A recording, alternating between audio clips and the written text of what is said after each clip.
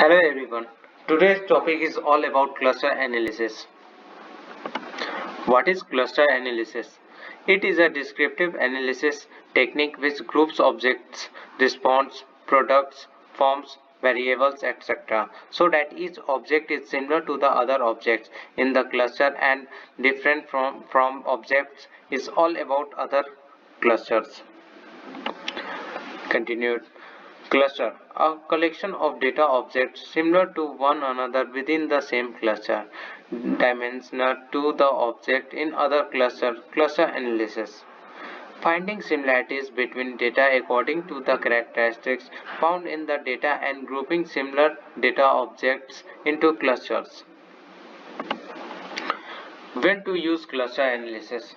The essence of all clustering approaches is the classification of data as suggested by natural grouping of the data themselves. Simply put, when you desire the following, then use cluster analysis. Taxonomy, development, segmentation. Data simplification, relationship identification, applications.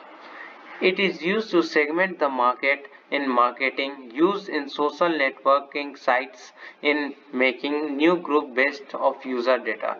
Figures map of photo and other map sites use clustering to reduce the number of maker on a map.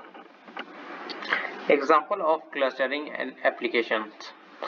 Marketing help marketers to discover decent groups in their customer base and then use the knowledge of developed target marketing programs. Land use identification of areas of similar land use in the earth observation database. Insurance identifying group of motor insurance policyholder with a high average claim cost. City planning identification groups of houses according to their house type, value, and geographical location. Earthquake studies observed earthquake epicenters should be clustered along continued faults. Here are the examples of cluster analysis. Sufficient size is needed to ensure representativeness of populations and its underlying structure, particularly a small group within the population.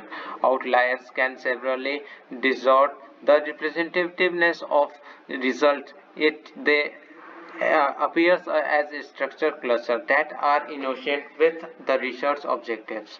Representativeness of sample. The sample must represent the research questions.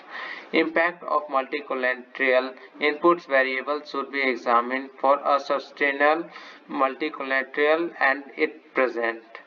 Reduce the variable to equal number in each set of collateral measures. We can easily see the difference between both cluster. Here one side right hand side is cluster B and left hand side is cluster A. We can easily show the difference between the two clusters. Thank you.